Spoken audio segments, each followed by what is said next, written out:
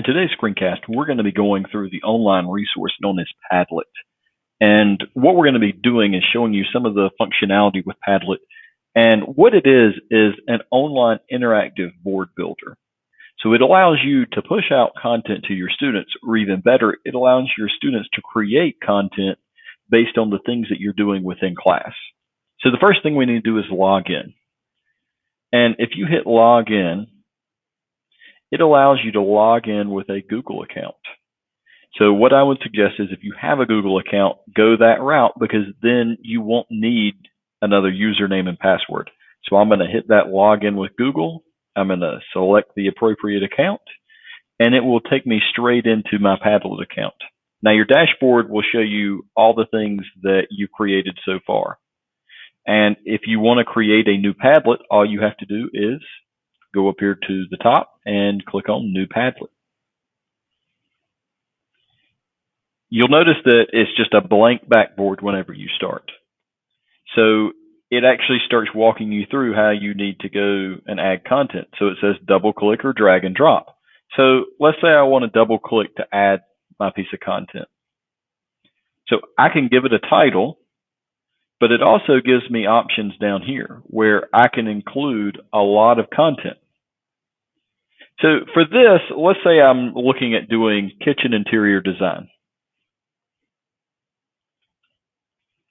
So I'm just going to label that kitchen 1. And I've already got my Google search done, and all I did was a keyword search on kitchen interior design. Now let's say that I think that's a pretty cool design and I'm wanting to share that with my teacher. So I right click on it, and in order to make this as easy as possible on the students, I'm going to click Save Image As. And this will save it into their Google Drive. In fact, you can see I've already gotten several things already saved. So now that that's saved, if I click down here, it gives me the ability to link from the web, but that's only if I've got the actual URL. Most of the images that you see actually in a Google search are linked to that search, so they won't show up. So that's why if we hit upload and choose a file, and I can see all my images right here that I just downloaded. So I'm going to pick that one. It allows me to preview it. I hit OK, and then it's embedded in. If I want to write something, I can add in writing to it. In order to add my next piece of content, all I'd have to do is double click, and it's the same thing. So kitchen 2. I've already uploaded gotten my photos saved onto my drive. So now I'm just going and picking it out another kitchen. Like I said, it allows me to preview it. I can see it. Once I get several things in here, I can actually drag these things around to create the look that I want. And finally, here is a neat piece of information for it.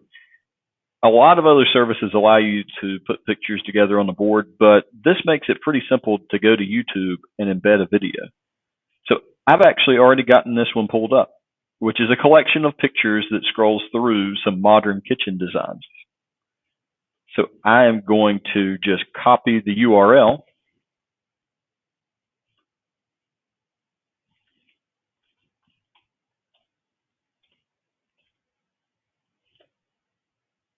And this is where that link from the web will come in. I can paste the URL there and submit it.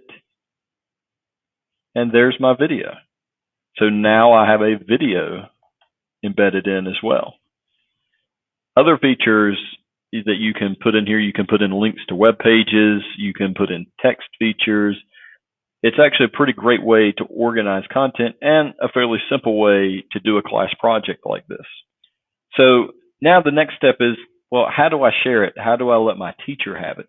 If you have an LMS, the easiest way is to put the link into the LMS, but it also has this share/export feature, which allows you to email it to your teacher, or you can actually take the link, and it gives you the link